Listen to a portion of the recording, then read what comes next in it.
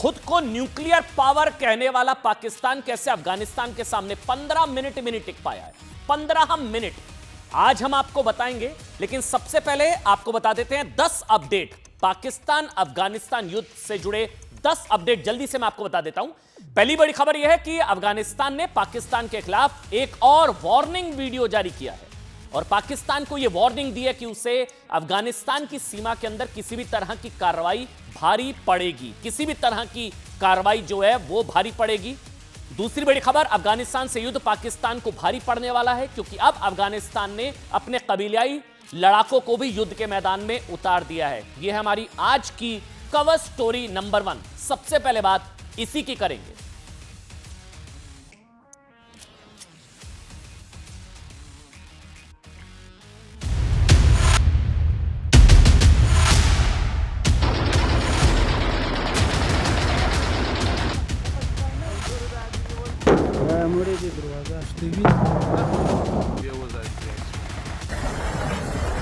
कि अमेरिका ने कुत्ते पाले, ये वर्दी वाले, क्योंकि वो नहीं चाहते कि शहबाज शरीफ और आसिम मुनीर डोनाल्ड ट्रंप के जूते चाटे। अभी सिचुएशन ये आ गई है कि पूरी डुरल लाइन के ऊपर अफगानिस्तान की सेना आगे बढ़ चुकी है, टीटीपी उनके साथ खड़ी है।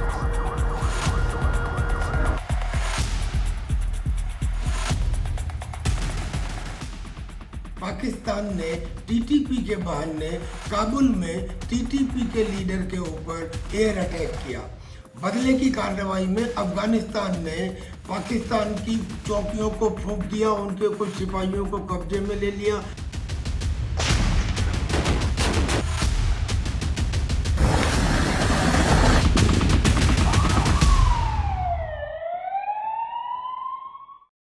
जल्दी से मैं आपको 10 अपडेट बता देता हूं। पहली बड़ी खबर यह है साहब, अफगानिस्तान ने पाकिस्तान के खिलाफ एक वार्निंग वीडियो जारी कर दिया है जिसमें और पाकिस्तान को यह वार्निंग दे दी है कि उसे अफगानिस्तान की सीमा के अंदर किसी भी तरह की कार्रवाई भारी पड़ेगी। एक वार्निंग वीडियो जारी किया गया अफगानिस्तान की तरफ से।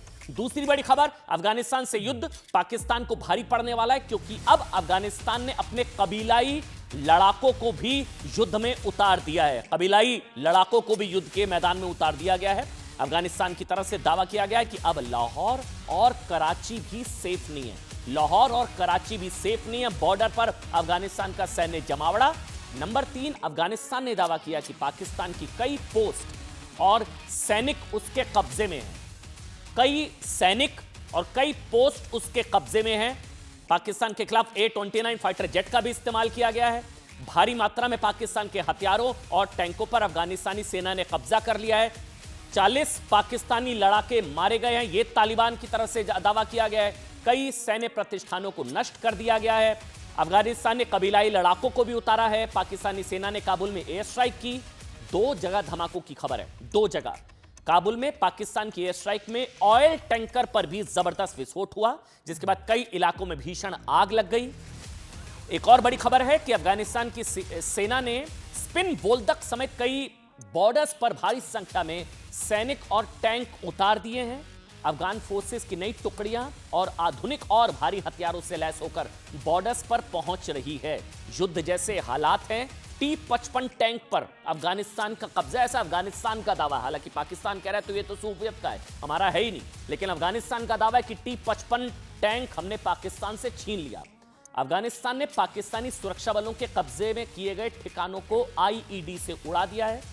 तालिबान की तरफ से तस्वीरें जारी की गई हैं और अफगानिस्तान ने पाकिस्तान का दावा है, अफगानिस्तान का T-55 टैंक कब्जे में ले लिया है, जिसमें इजराइल से खरीदे गए अत्याधुनिक टैंक भी शामिल है। एक और बड़ी खबर, पहली बार तालिबानी सेना ने पाकिस्तान के खिलाफ A-29 फाइटर जेट का इस्तेमाल किया है। काबुल में ऑयल टैंकर में भी विस्फोट हुआ है और A-29 फाइटर जेट का इस्तेमाल पहली बार तालिबानी सेना ने पाकिस्तान के खिलाफ किया है। पाकिस्तानी सेना ने अफगान तालिबान के 40 से ज्यादा लड़ाकों को ढेर करने का दावा कर दिया है। कुल मिलाकर इस तरह से समझिए अब युद्ध चल रहा है। ये अफगानिस्तान और पाकिस्तान के बीच, मतलब 8 अक्टूबर को काबुल पर एयर स्ट्राइक के बाद अब तक क्या था, ये छिटपुट हिंसक घटनाएं हो रही थी। कुछ लाहौर में, कुछ इस्लामाबाद में, कुछ कराची में। अब ये फुल स्केल वॉर के मुहाने पर दोनों देश खड़े हैं। फुल स्केल वॉर, तस्वीरें देखिए आप, जगह जगह धुएं के गुबार, दोनों देशों की सेनाओं में भीषण जंग छिड़ चुकी है। पाकिस्तान अफगानिस्तान को बांटने वाली 2640 किलोमीटर, कितनी 2640 किलोमीटर लंबी जो डुरंड लाइन है, जंग छिड़ी हुई है वहां पर। आज सुबह करीब 4 बजे पाकिस्तान ने अफगानिस्तान पर एयर स्ट्राइक की। पाकिस्तान ने अफगानिस्तान पर एयर स्ट्राइक की, जिसमें 12, ये देखिए वो तस्वीर भी दावे के तौर पर जारी की गई, ये वो एयर स्ट्राइक की तस्वीर, जिसमें 12 अफगानी नागरिकों की मौत हो गई, 100 से ज्यादा लोग जख्मी हुए हैं। ये पाकिस्तान की एयर स्ट्राइक अफगानिस्तान पर। हालांकि अब पाकिस्तान बताया जा रहा है कि गिड़गिड़ा रहा है और युद्ध विराम के लिए वो घुटनों पर आ चुका है। अफगानिस्तान ने भी पाकिस्तान पर जबरदस्त जवाबी कार्रवाई की। अफगानिस्तान के हमले में 8 पाकिस्तानी सैनिकों के मारे जाने की खबर है। फुल स्केल वॉर छिड़ा हुआ है, आप कह सकते हैं। अफगानिस्तान ने पाकिस्तान अफगानिस्तान में आप एक फ्रेंडशिप गेट एक है और बाबाए दोस्ती को भी निशाना बनाया। अफगानिस्तान ने बॉर्डर पर 6 अलग अलग जगहों पर अचानक अटैक किए, जिसमें पाकिस्तान की हालत पस्त हो चुकी है। यह भी जानकारी है कि कई पाकिस्तानियों के मारे जाने की भी खबर है। पाकिस्तान की हालत लगातार बिगड़ती जा रही है। पाकिस्तान ने जकोकाबाद और सरगोदा एयरबेस को हाई अलर्ट पर रखा है। वायुसेना को तैनाती के लिए तैयार रहने के ऑर्डर दे दिए गए हैं। और सुनिए, अफगानिस्तान और पाकिस्तान की सीमा पर तनाव बढ़ चुका है। अब एक और खबर है कि कांधार के बाद अब पक्ती पका, ये जो प्रांत के तेरू जिले में कई चौकियों को भी दोनों देशों की सेनाओं के बीच जबरदस्त वहां पर लड़ाई शुरू हो चुकी है। दावा है कि पक्तिका के तेरवा इलाके में अभी भी जबरदस्त लड़ाई चल रही है। अभी भी तालिबानी फोर्स ने दावा किया कि उसने डुरंड लाइन पर पाकिस्तान की कई प्रमुख चौकियों और ठिकानों पर तालिबानी लड़ाकों ने कब्जा कर लिया है। और ये फॉरवर्ड मूवमेंट की तस्वीरें हैं, जिसको लेकर अफगानिस्तान तालिबान की तरफ से दावा किया जा रहा है कि बॉर्डर की तरफ हमारी मूवमेंट बहुत ज्यादा तेजी से हो रही है। ये वो तस्वीरें। अफगानिस्तान ने पाकिस्तानियों के हथियार, कुछ टैंक भी जब्त कर लिए हैं। टैंक जब्त कर लिए हैं। पाकिस्तान की कई चौकियों को उड़ा दिया गया है। ये वो ड्रोन तालिबान पर, पाकिस्तान का दावा जो है वो ड्रोन स्ट्राइक की गई है तालिबान पर। और पहला हमला हालांकि वो 8 अक्टूबर वाला जो है, जिसके बाद ये सब कुछ हो रहा है। तालिबानी पाकिस्तानियों को पीट भी रहे हैं, उनके टैंक तोपे भी छीन रहे हैं। सोशल मीडिया पर भी कई तस्वीरें सामने आ रही है, जिसमें कई अफगानी सेना ने, ये वो तस्वीरें हैं, पाकिस्तान के सैनिकों को घेर रखा है, तो कहीं पाकिस्तानी सैनिक अफगानी सेना से पिटते हुए दिखाई दे रहे हैं।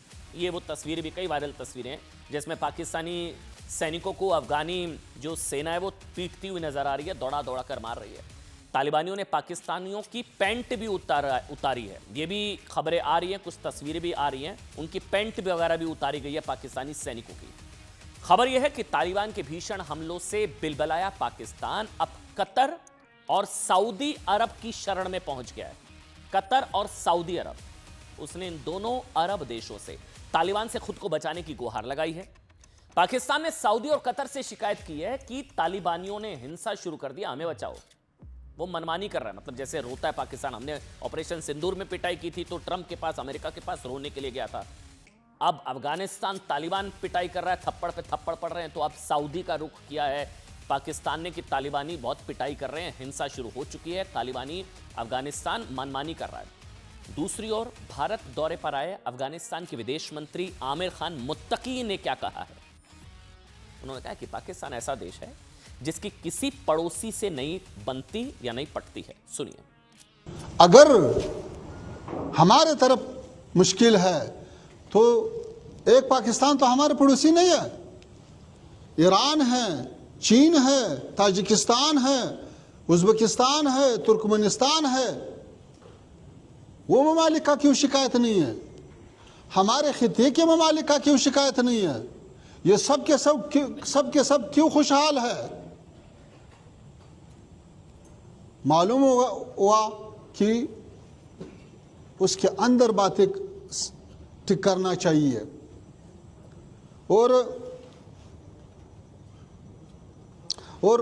सवाल हुआ कि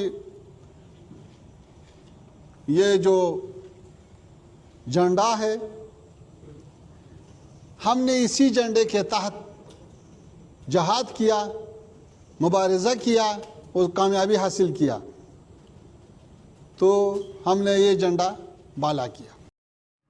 उधर आपको बता दें, अफगानिस्तान डिफेंस फोर्स ने पाकिस्तान को वार्निंग दे दी है कि अगर उसने दोबारा अफगानिस्तान पर हमला करने की कोशिश की तो उसके लड़ाके कराची और इस्लामाबाद तक भी पहुंच जाएंगे। ये बड़ी खबर है, सीधी वार्निंग दी गई है कि अब दूसरी हिमाकत की तो उसके लड़ाके कराची और इस्लामाबाद तक पहुंच जाएंगे, यानी कि वो भी सेफ नहीं रहेंगे।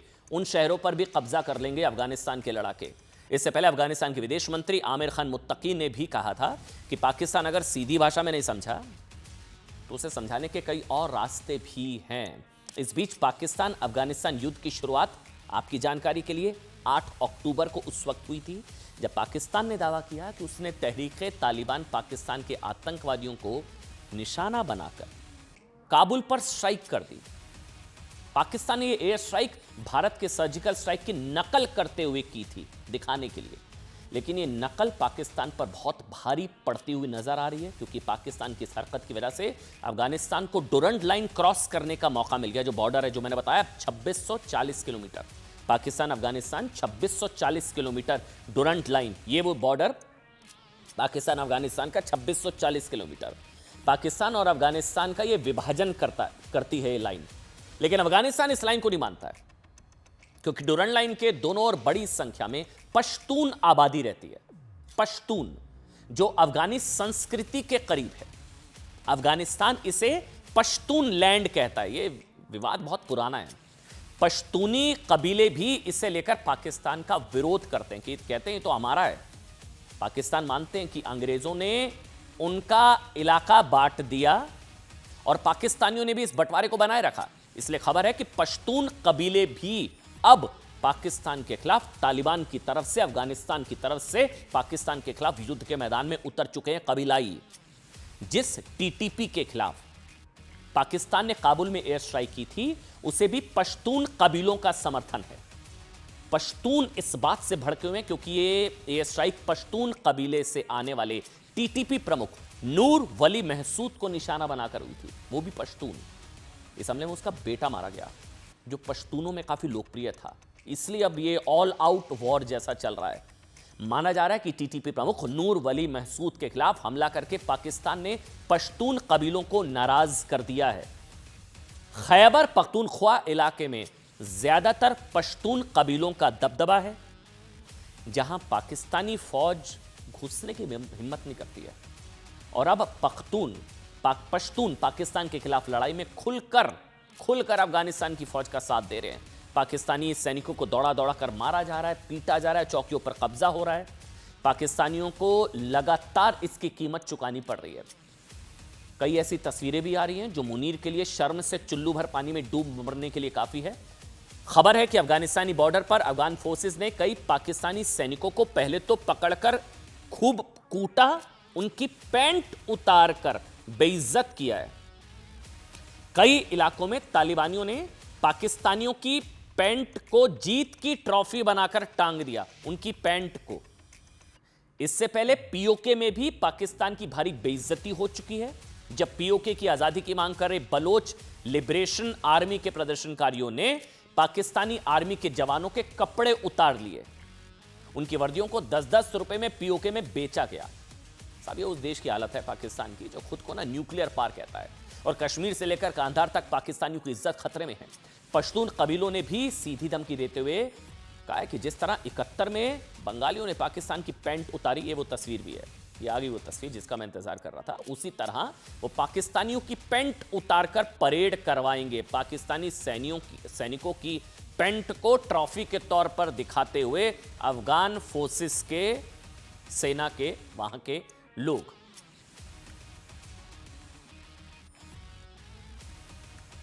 और एक बड़ी खबर यह है कि तालिबान फोर्स के सामने खबर है कि पाकिस्तान ने सरेंडर कर दिया है। यह एक बड़ी खबर इस वक्त मिल रही है। सीज फायर की भी खबर आ रही है। कुछ घंटों के लिए, शायद संभवतः 48 घंटों के लिए सीज फायर हो गया है। और खबर है कि मुनीर गिड़गिड़ाया, घुटनों पर आया, माफ कर दो तालिबान। ये पाकिस्तानी फौज तालिबानी हुकूमत से सीज फायर के लिए गिड़गिड़ाई। और खबर है 48 घंटे का युद्ध विराम हो गया है। यह बहुत बड़ी खबर है। 48 घंटे के सीज फायर का ऐलान, युद्ध विराम की घोषणा कर दी गई है। अफगानिस्तान ने पाकिस्तान के खिलाफ एक तरफा सीज फायर पर जवाब नहीं दिया। पाकिस्तान पर तालिबानी फोर्स का हमला, खबर है अभी भी जारी, लेकिन 48 घंटे, खबर है शाम 6 बजे से ये सीज फायर, हालांकि उसके बाद भी कई जगह बमबारी की खबर आई थी, लेकिन शाम 6 बजे से 48 घंटे के लिए संघर्ष विराम अब हो गया है। मुनीर के जैसे ऑपरेशन सिंदूर में मुनीर गिड़गिड़ाया था, घुटनों पर आया था, ठीक वैसे ही अपनी पिटाई होने के बाद एक बार फिर मुनीर और पाकिस्तान घुटनों पर आया और संभवतः खबर है कि 48 घंटे का सीज फायर हो चुका है। आगे बढ़ेंगे, बात करेंगे बिहार की। अपराध मुक्त बनाने का दावा करने वाले तेजस्वी यादव पर क्यों उठ रहे हैं सवाल, बात अब इसकी।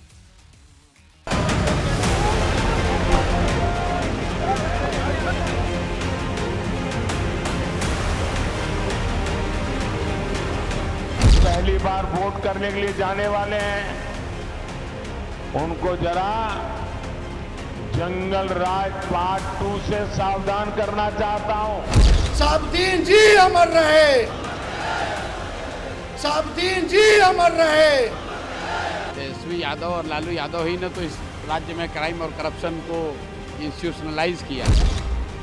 जंगल राज लाने वाला परिवार बिहार के युवाओं का सबसे बड़ा गुनहगार है। भ्रष्टाचार मुक्त, अपराध मुक्त सरकार जो है, हम लोग जो है देने का काम करेंगे।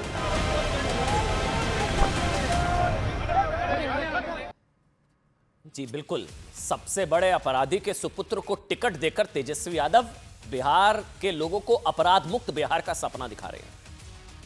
सबसे बड़े अपराधी, बिहार के सबसे बड़े गैंगस्टर के बेटे को, सुपुत्र को टिकट देकर अपराध मुक्त, तस्वीरें देखिए, अपराध मुक्त बनाने का सपना दिखाने वाले तेजस्वी यादव अपने एक फैसले को लेकर बुरी तरह से गिर गए हैं।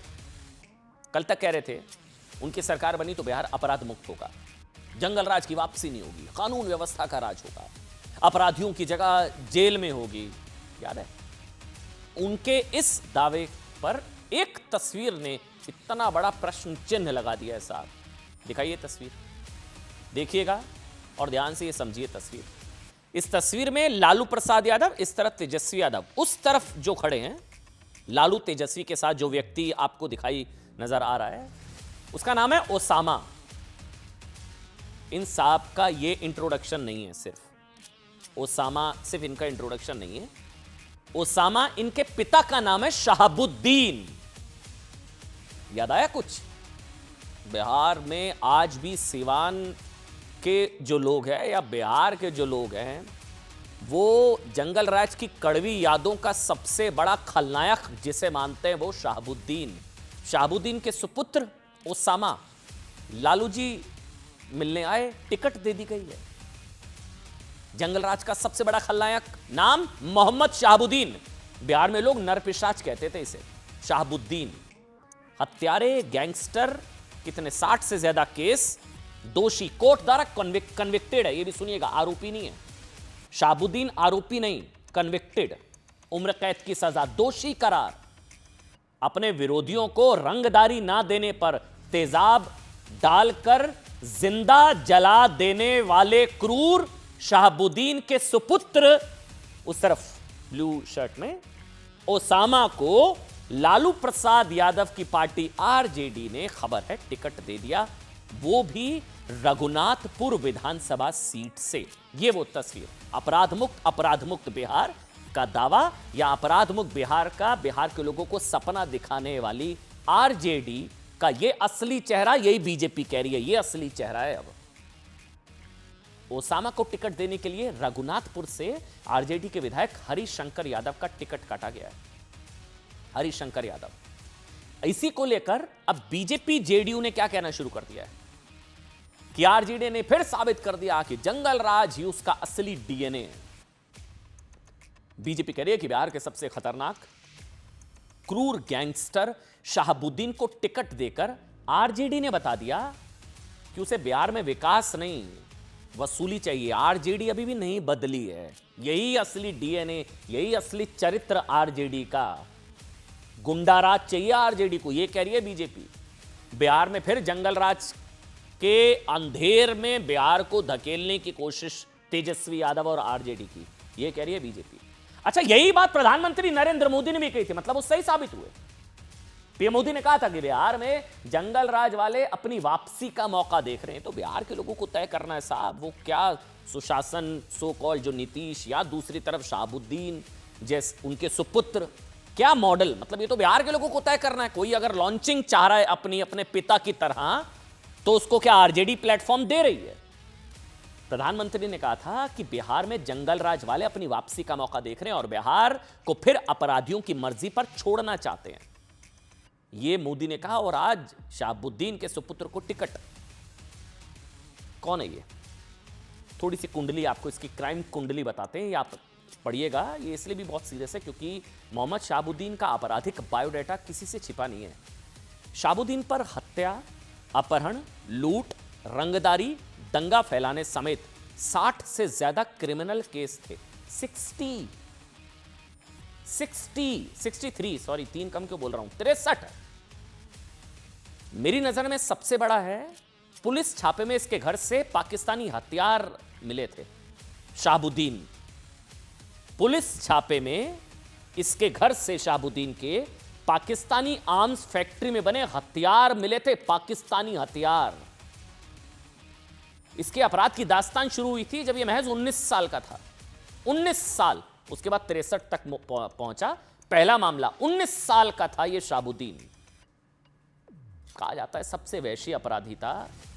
तेजाब कांड आप सुनेंगे ना, मैं बता रहा हूं, आपकी रूह कांप जाएगी।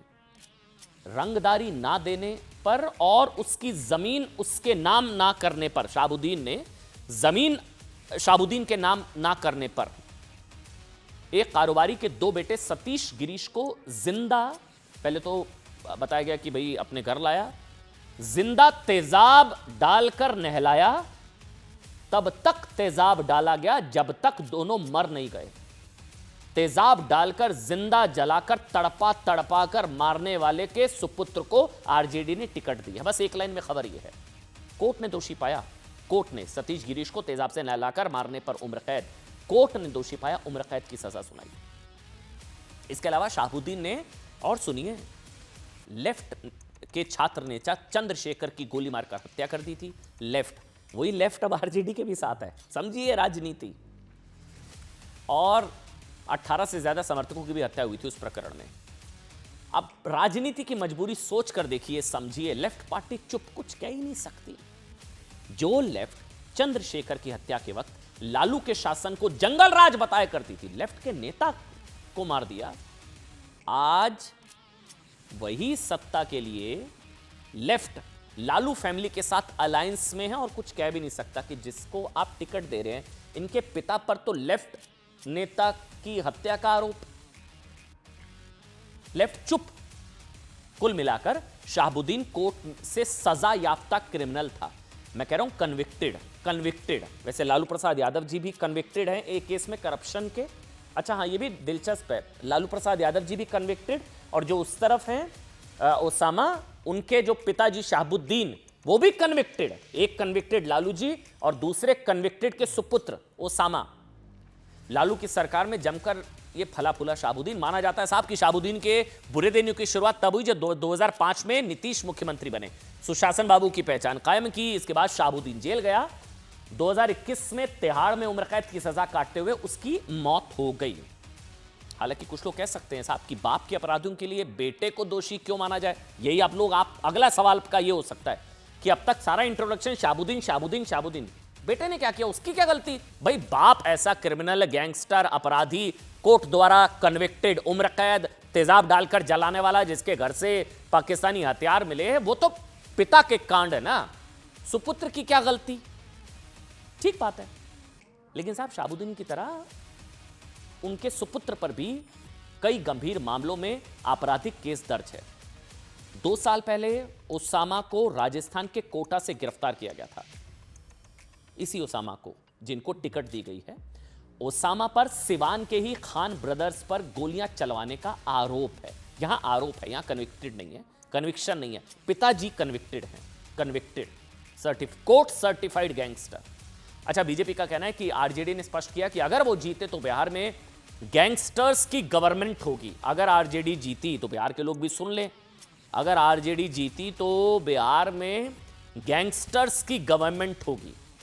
ओसामा अपने पिता की तरह बिहार का डॉन बनने का सपना आरजेडी की सरकार में पूरा करना चाहता है, क्योंकि नीतीश राज में उसकी मुराद पूरी नहीं हो पाई।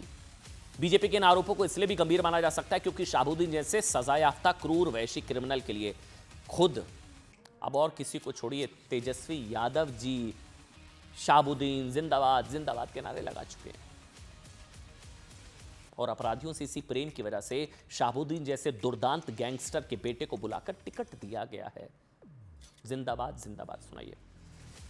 जी अमर रहे, शहाबुद्दीन जी अमर रहे, शहाबुद्दीन जी अमर रहे, शहाबुद्दीन जी अमर रहे, शहाबुद्दीन जी अमर रहे, शहाबुद्दीन जी अमर रहे, शहाबुद्दीन जी अमर रहे।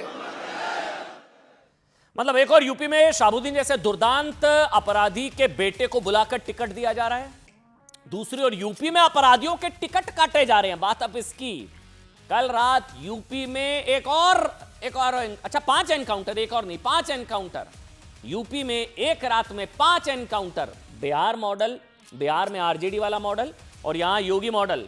वहां दुर्दांत अपराधियों के सुपुत्र को टिकट दी जा रही है, यहां टिकट काटे जा रहे हैं।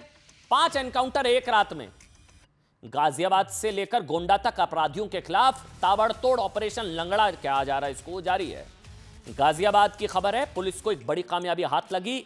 इंदिरापुरम इलाके में 25,000 का इनामी बदमाश अफजल पुलिस एनकाउंटर में जख्मी हुआ, पुलिस को गोली चलानी पड़ी। आरोपी अफजल के खिलाफ कई मामलों में केस दर्ज है और वो इलाके में चेन स्नैचिंग गैंग चलाता था। चेकिंग के दौरान अफजल ने पुलिस पर फायरिंग करके, अब इनको पता नहीं है यूपी पुलिस पर फायरिंग करने का क्या नतीजा होता है, पुलिस पर फायरिंग करने की कोशिश की, जिस पर पुलिस की फायरिंग में उसे गोली लगी, वो जख्मी हो गया, लंगड़ाता हुआ नजर आ रहा है। आरोपी अफजल के पास से पुलिस ने अवैध असलहा और चोरी की बाइक बरामद की, अस्पताल में भर्ती कराया गया। अब इस चीज को समझिए, यूपी में एनकाउंटर के डर से अपराधी थर-थर कांपते हैं। यह अपराधियों का हाल है। बिहार में अपराधियों के बेटों को टिकट दी जा रही है, यहां अपराधी थर-थर कांपते हैं। आलम यह है कि अपराधी कसमें खा रहे हैं कि वो यूपी में नहीं आएंगे, कह रहे हैं यूपी में नहीं आएंगे।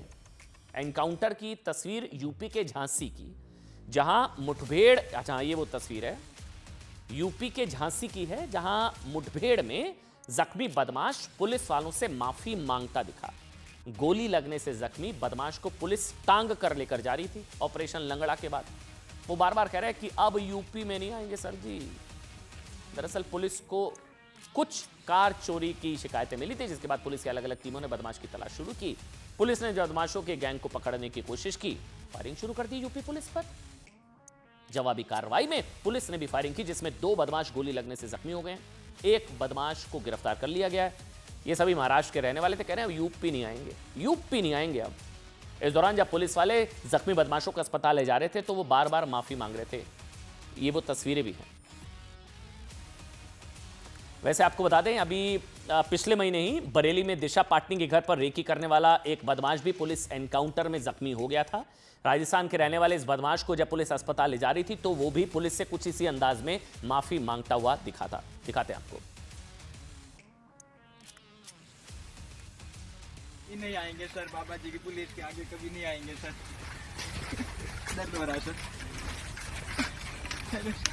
दोबारा सर कभी यूपी में नहीं आएंगे सर, कभी नहीं आएंगे सर, बाबा जी की पुलिस के आगे कभी नहीं आएंगे सर। दर्द हो रहा है सर, दोबारा सर कभी यूपी में नहीं आएंगे सर, कभी नहीं आएंगे सर, बाबा जी की। दर्द हो रहा है सर, दोबारा सर कभी यूपी में नहीं आएंगे सर, कभी नहीं आएंगे सर। योगी आदित्यनाथ के मुख्यमंत्री बनने के बाद यूपी पुलिस की एनकाउंटर एक्सप्रेस जिस तरह से दौड़ रही है ना साहब, उसी का नतीजा है। अब सुनिए, कुछ आंकड़े बताऊंगा। नेशनल क्राइम रिकॉर्ड ब्यूरो भी मान रहा है कि देश के मुकाबले यूपी में अपराध 25% कम हो गए हैं। 25%। योगी के मुख्यमंत्री बनने से पहले जो माफिया, अपराधी, डॉन यूपी में बेखौफ घूमते थे, उनमें से कई या तो जेल में है या अंडरग्राउंड है या फिर योगी की भाषा में यमराज के पास पहुंच चुके हैं। 8 सालों में अपराधियों के खिलाफ हुए एक्शन का एक आंकड़ा जारी हुआ है। उसके मुताबिक आंकड़े सुनिए। पिछले 8 सालों में यूपी में 8 सालों में 15,000 15,726 एनकाउंटर, 8 सालों में 15,726 एनकाउंटर। मतलब इस हिसाब से तो हर रोज 5 एनकाउंटर, करीब 5 एनकाउंटर। मरे कितने? 256 अपराधी ढेर, 256 ढेर। 15,000 से ज्यादा एनकाउंटर, 256 ढेर। 10,000 से ज्यादा अपराधी गोली लगने से जख्मी, 10,334। ऑपरेशन लंगड़ा, इनका पैर वैर कई जगह जगह गोली लगी इनको। इस दौरान पुलिस ने करीब 32,000 अपराधियों को गिरफ्तार किया, 31,960, 32,000 को गिरफ्तार किया, 15,000 से ज्यादा एनकाउंटर किए। इन एनकाउंटर के दौरान 18 पुलिस वालों ने शहादत भी दी है। यह भी जानना जरूरी है, जो लोग पुलिस पर सवाल उठा देते हैं। 18 पुलिस वालों ने शहादत दी, जबकि 1,500 से ज्यादा पुलिस वाले भी जख्मी हुए हैं। अब इन आंकड़ों का मतलब समझिए। पिछले 8 सालों में करीब 3,000 दिन में पूरे प्रदेश में 15,000 से ज्यादा एनकाउंटर हुए। तो मतलब आप डिवाइड करिए तो फिर ये तो हर दिन औसतन 5 से ज्यादा एनकाउंटर। वैसे 48 घंटे में 20 हो गए थे, लेकिन ऑन एन एवरेज अगर हम समझे, पिछले 8 साल में योगी की पुलिस ने किया इन एनकाउंटरों में 256 अपराधी मारे गए। 256 मतलब 8 साल में योगी की पुलिस ने, ऐसे तो हर 11वें दिन एक बदमाश को ढेर किया गया, हर 11वें दिन। ठीक, 10,324 अपराधी गोली लगने से जख्मी। मतलब पिछले 8 साल में हर दिन करीब 4 बदमाश, 4 ऑपरेशन लंगड़ा का शिकार बने, 4 पुलिस की गोली लगने से जख्मी हुए। 31,960 अपराधियों को योगी की पुलिस ने पिछले 8 साल में गिरफ्तार किया। मतलब 11 अपराधी सलाखों के पीछे पहुंचाए गए हर दिन, हर दिन। लेकिन अब इस एनकाउंटर पर साफ पॉलिटिक्स शुरू हो चुकी है। सरकार इसे अपराध के खिलाफ जीरो टॉलरेंस बता रही है, तो विपक्ष आरोप लगा रहा है कि एनकाउंटर के जरिए डराने की कोशिश हो रही है। सुनिए। एनकाउंटर से लोगों को डराना चाहती है, एनकाउंटर से लॉ एंड ऑर्डर नहीं ठीक करना चाहती, केवल डरा करके लोगों को एक परसेप्शन क्रिएट करना चाहते हैं कि हम देखिए ऐसे हम लॉ एंड ऑर्डर ठीक कर देंगे। न जाने कितने निर्दोष लोगों के साथ घटना घटी है। बहुत सारी जगह पर पुलिस को जेल जाना पड़ा है। मुख्यमंत्री जी के नेतृत्व में और उनके मार्गदर्शन में अपराध और अपराधियों के प्रति जीरो टॉलरेंस की नीति है, उसका उत्तर प्रदेश पुलिस विगत 8 वर्षों से कड़ाई से अनुपालन करा रही है। और उस रणनीति के तहत जो ये गोल है, जीरो टॉलरेंस का गोल है, उसके तहत कई सारे कार्रवाई हो रही है। और अब बात बुलडोजर की बारात की। दिलचस्प तस्वीरें, दिवाली पर योगी का बुलडोजर बोनांजा भी आप कह सकते हैं। अब बात अब इसकी।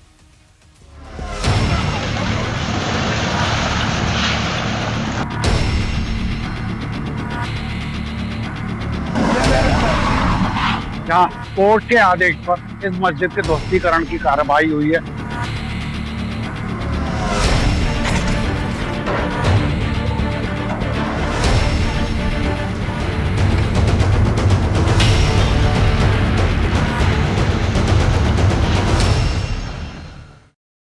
बुलडोजर की बारात की एक बेहद अच्छा ये तस्वीर है, ये आज दिन भर चर्चा में रही साहब। ये तस्वीर, एक साथ कई बुलडोजर। अच्छा, ये 2 दिनों से ये तस्वीर सोशल मीडिया पर जबरदस्त वायरल हो रही है। आप गिनिए 1 2 3 4 5 6 जहां तक नजर आ रही है बुलडोजर ही बुलडोजर आपको नजर आ रहे हैं। लोग इसे बुलडोजर की बारात बता रहे हैं। बुलडोजर की बारात, दिवाली पर योगी का बुलडोजर बोनांजा। वायरल वीडियो में यूपी के गोरखपुर ये सारी पहुंचती हुई, सारे बुलडोजर गोरखपुर जा रहे हैं, गोरखपुर। अब इस वीडियो को लेकर सवाल उठ रहे हैं कि योगी क्या पूर्वांचल में कुछ बहुत बड़ा करने वाले हैं क्या? बुलडोजर की इतनी बड़ी फौज मंगवाई गई है क्या? ये वीडियो रविवार की दोपहर 1 बजे के आसपास का है। वो दिखाइए वीडियो, जो तस्वीर है। हाँ, ये देखिए आप, बुलडोजर ही बुलडोजर आपको नजर आएंगे। ये देखिए आप, ये वीडियो जो बताया जा रहा है, ये रविवार संडे दोपहर 1 बजे के आसपास का बताया जा रहा है। सैकड़ों बुलडोजर से लदी ये मालगाड़ी गोरखपुर स्टेशन से होते हुए छावनी स्टेशन पहुंची। गिनिए आप, अगर आप गिन पाए, हम नहीं गिन पाए, बड़ी लंबी संख्या, बड़ी लंबी मालगाड़ी। और ये दीपावली से पहले बुलडोजर बारात देखकर अब लोग वही कयास लगा रहे हैं कि कोई बड़ा बुलडोजर एक्शन होने वाला है।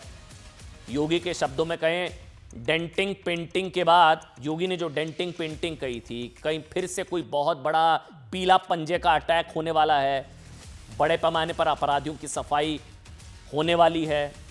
संभल में भी बुलडोजर एक्शन जो है उसकी चर्चा भी आज दिन भर वैसे रही है।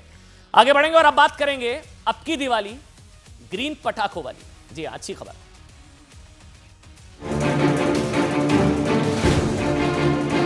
उत्साह और उमंग के त्योहार में किसी ने रंग में भंग डालने का काम किया, किसी ने व्यवधान डालने का काम किया, तो जेल की सलाखें उसका इंतजार कर रही होंगी। प्रसाद फल मिठाई खरीदे तो अपने सनातन धर्म के दुकानदारों से ही खरीदे।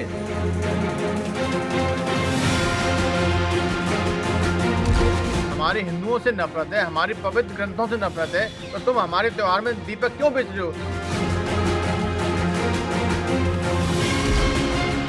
दीपावली जो मनाता है, होली जो मनाता है, जिसकी श्रद्धा है उन त्योहारों में, वह अपने वस्तुओं में शुचिता रखेगा, पवित्रता रखेगा। अब की दिवाली ग्रीन पटाखों वाली, सरकार बदलने के साथ ही साथ त्योहार कैसे बदल जाते हैं इसका अंदाजा आप समझिए। दिल्ली में मनाई जाने वाली धमाकेदार दीपावली से आप समझ सकते हैं। केजरीवाल सरकार में दिल्ली की दीपावली फीकी थी 5 साल से। इस बार उतनी धमाकेदार दीपावली होने वाली है, क्योंकि बड़ी खबर, दिल्ली एनसीआर में रहने वाले लोगों को 5 साल के लंबे इंतजार के बाद इस बार पटाखों वाली बेरोक टोक दीपावली मनाने का मौका मिला है। कुछ टर्म्स एंड कंडीशंस है, मैं आपको बताऊंगा, लेकिन पटाखे आप क्रैकर्स फोड़ सकते हैं, ग्रीन क्रैकर्स। सुप्रीम कोर्ट ने दिल्ली एनसीआर में पटाखों पर लगा पूर्ण प्रतिबंध हटा दिया है। लेकिन ऐसा भी नहीं है कि सुप्रीम कोर्ट ने दिल्ली एनसीआर में पटाखा जलाने की खुली छूट दे दी है। सुप्रीम कोर्ट ने दिल्ली एनसीआर में कुछ शर्तों के साथ सिर्फ ग्रीन क्रैकर्स बर्स्ट करने की परमिशन दी है। कोर्ट के मुताबिक सुनिएगा, दिल्ली एनसीआर में 18 अक्टूबर से 21 अक्टूबर तक ग्रीन पटाखे फोड़िए, इजाजत दे दी गई है। पटाखे जलाने के लिए सुप्रीम कोर्ट ने टाइम स्लॉट फिक्स किया। अब ये भी पढ़ लीजिए, सुबह 6 से 7, रात 8 से 10। पहले तो संपूर्ण बैन था ना, पूरा ब्लैंकेट बैन, नो क्रैकर्स। अब वो हटा दिया है, सुबह 6 से 7, 8 से 10 आप पटाखे जला सकते हैं, ग्रीन क्रैकर्स।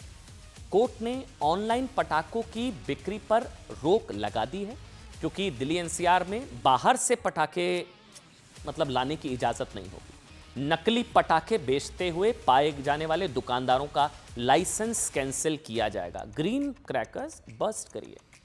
सुप्रीम कोर्ट के इस फैसले पर दिल्ली की रेखा सरकार ने खुशी जाहिर की, साथ ही पूर्व की केजरीवाल सरकार पर हमला बोला। कि दिल्ली सरकार में मंत्री प्रवेश वर्मा ने कहा, साहब कि पिछले कई सालों से दिल्ली में पटाखे जलाते समय लोगों को लगता था कि वो कोई क्राइम कर रहे हैं, यहाँ पर वो त्योहार मना रहे हैं अपना, उनको लगता था वो अपराध कर रहे हैं, क्योंकि केजरीवाल सरकार ने पटाखे जलाने पर बैन लगा दिया था और कोर्ट में उस तरह से अपना पक्ष नहीं रखा। दिल्ली की रेखा सरकार में मंत्री कपिल मिश्रा ने कहा कि सरकार बदलते ही दिल्ली में हिंदुओं के त्योहारों पर बैन लगना बंद हो गया है। अब दिल्ली वाले वैसे ही दीपावली मना पाएंगे जैसे पूरा देश पूरी दुनिया में मनाता है। कपिल मिश्रा ने कहा है कि आज यह साबित हो गया, केजरीवाल सरकार ने जानबूझकर हिंदुओं के त्योहारों पर रोक लगाई थी। पहले पटाखे जुर्म, अब पटाखों की धूम। दिल्ली की मुख्यमंत्री रेखा ने भी कहा है कि दीपावली जैसे पवित्र पर्व पर लोगों की भावनाओं का सम्मान होना चाहिए और पटाखों पर प्रतिबंध लगाकर उत्सव की रौनक फीकी नहीं की जानी चाहिए। सुनिए। धन्यवाद करना चाहती हूँ माननीय कोर्ट का, जिन्होंने करोड़ों लोगों की भावनाओं का ध्यान रखते हुए इस महापर्व दिवाली के मौके पे जो हमारा एक पारंपरिक भावनाओं से जुड़े हुए पटाखे थे उनको सम्मान दिया। दिल्ली सरकार के निवेदन पे आपने ये अनुग्रह स्वीकार किया।